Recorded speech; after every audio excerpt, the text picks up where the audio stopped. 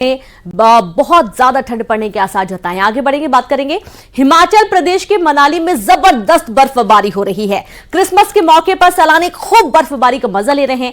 मनाली में जमकर हो रही बर्फबारी से पर्यटन कारोबार और किसान बागबानों के भी चेहरे खिल गए हैं। वहीं घाटी में लगातार हो रही बर्फबारी को देखते हुए प्रशासन ने अलर्ट जारी कर दिया है।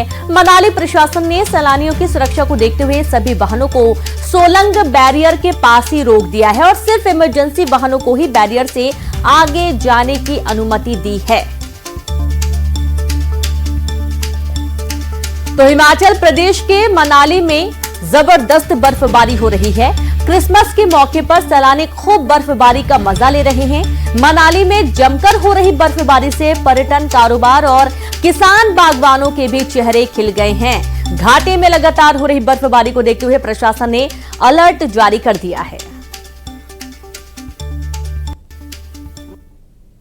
हम एज होटेलियर्स बहुत ज़्यादा खुश है कि जब से बर्फ़ पड़ी है टूरिस्ट का फुटफॉल बहुत ही बढ़ गया है। आप पीछे भी देख सकते हैं कैसे गाड़ियाँ अभी तक ऊपर आपके रोहतांग और सिसु साइड से आई जा रही हैं। बहुत अच्छा लग रहा है। सेकंड टाइम स्नोफॉल देखा है अपनी लाइफ में, बहुत अच्छा स्नोफॉल है। स्नोफॉल हम पहुंचे स्टार्ट हो गई और कल से बहुत अच्छी स्नोफॉल हो रही है और बहुत अच्छा लग रहा है। मनाली में आके सब जन्नत जैसा लग रहा है। दैवीय स्वर्गिक है, बहुत ही अच्छा लग रहा है।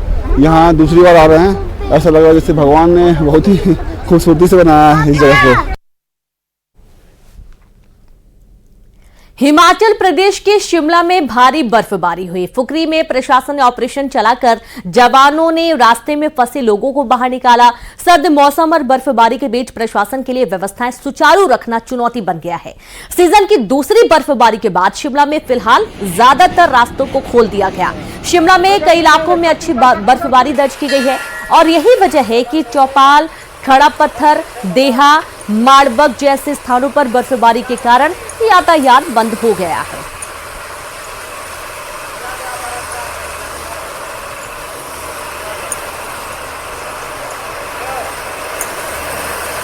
तो हिमाचल प्रदेश के शिमला में भारी बर्फबारी हुई। कुफरी में प्रशासन ने ऑपरेशन चलाकर जवानों ने रास्ते में फंसे लोगों को बाहर निकाला।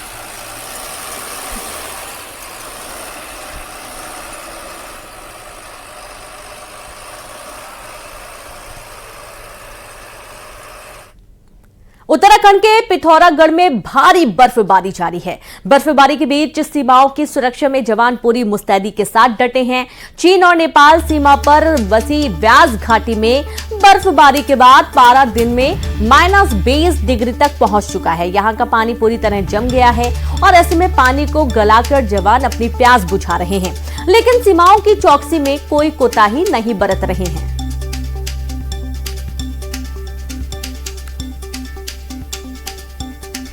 तो व्यास घाटी में पारा -20 डिग्री हुआ है। चीन सीमा पर मुस्तैदी से जवान डटे हुए हैं, नजर बनाए हुए हैं। इतनी ज्यादा ठंड पड़ने के बावजूद यहां पर जवान सुरक्षा में कोई कोताही नहीं बरत रहे हैं।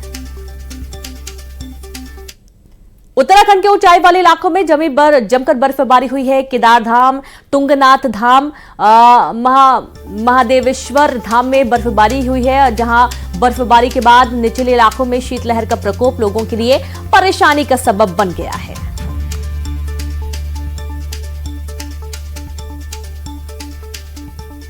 तो देखिए आसपास के धाम में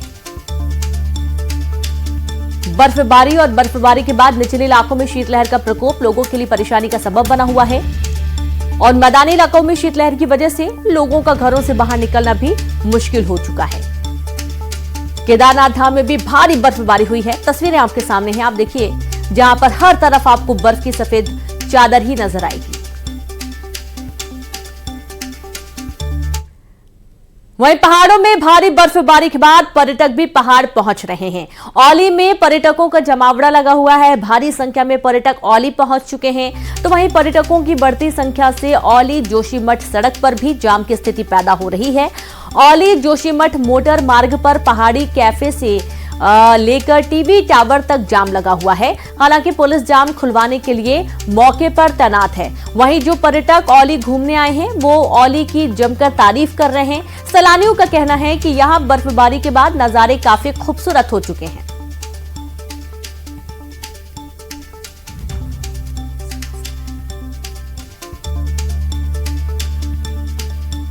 बहुत अच्छा लग रहा है।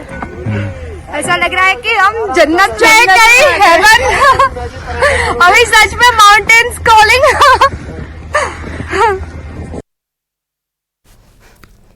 क्रिसमस डे पर पंडित धीरेन्द्र कृष्ण शास्त्री का बड़ा बयान सामने आया। छतरपुर में उन्होंने कहा कि इस देश में रहने वाले ईसाई और मुस्लिम भी हिंदू हैं। बागेश्वर धाम से उन्होंने कहा कि देश में रहने वाले ईसाई और मुस्लिम भी हिंदू हैं और ईसाई और मुसलमानों की 8वीं और 9वीं पीढ़ी भी हिंदू थी। पंडित धीरेन्द्र कृष्ण शास्त्री ने कहा कि सभी पहले रामलाल श्यामलाल हैं, सब सनातनी हैं, कोई पराया नहीं है। उन्होंने ये भी कहा कि हमने प्रण कर लिया है, जब तक जिएंगे हम नहीं सुधरेंगे, हम हिंदू राष्ट्र बनाकर ही मानेंगे। इसके साथ ही उन्होंने कहा कि आने वाली पीढ़ी को अपनी बहन बेटियों को सुरक्षित रखना है तो घर से बाहर निकलना पड़ेगा।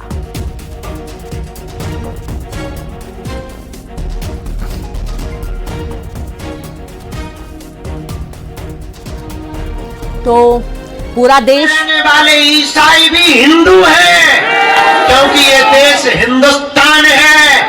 और मुसलमानों की 8वीं 9वीं और ईसाइयों की भी 8वीं 9वीं पीढ़ी रामलाल श्यामलाल है। सब सनातनी है, कोई पराया नहीं है।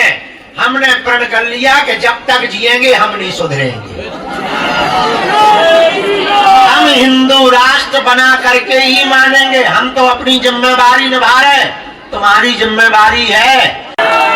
बाबा की और से शुरू करेंगे, संवाददाता शैलेंद्र भदौरिया जुड़ गया। शैलेंद्र, क्रिसमस डे के मौके पर सभी जगह खुशी का माहौल और इसी बीच पंडित धीरेन्द्र कृष्ण शास्त्री का बयान है कि सभी देश में रहने वाले हिंदू हैं, चाहे वो मुस्लिम हो चाहे वो ईसाई हो, सभी हिंदू हैं।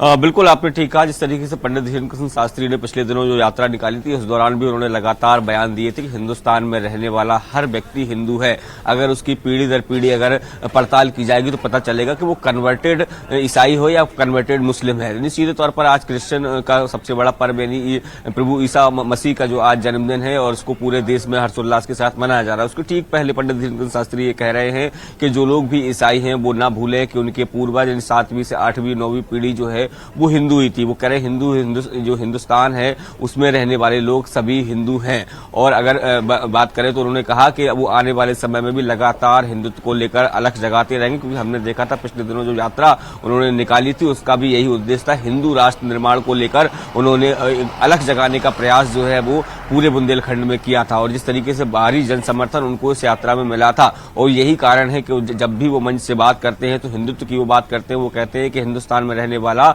हर व्यक्ति हिंदू है, चाहे वह मुस्लिम हो या फिर ईसाई हो। और यही कारण है कि कल जब वो अपने भक्तों को संबोधित कर रहे थे और ईसाई धर्म का जो त्योहार की बात हुई तो उन्होंने कहा कि हम नहीं सुधरेंगे, हम लगातार हिंदुत्व की बात करते रहेंगे।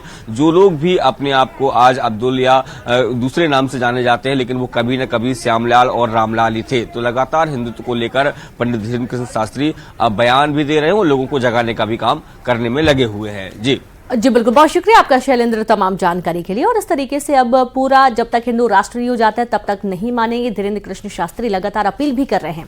जबलपुर में मंगलवार को विश्व हिंदू परिषद और बजरंग दल की शौर्य यात्रा के दौरान भारी बवाल हो गया। पुलिस ने शौर्य यात्रा को हितकारी स्कूल के पास से ही रोक दिया। आरोप है कि आयोजकों ने यात्रा निकालने से पहले प्रशासन से परमिशन नहीं ली। हितकारिणी स्कूल के अंदर जैसे ही विश्व हिंदू बजरंग दल के कार्यकर्ताओं को पुलिस ने रोका तो विवाद की स्थिति बन गई। कार्यकर्ताओं ने जबरन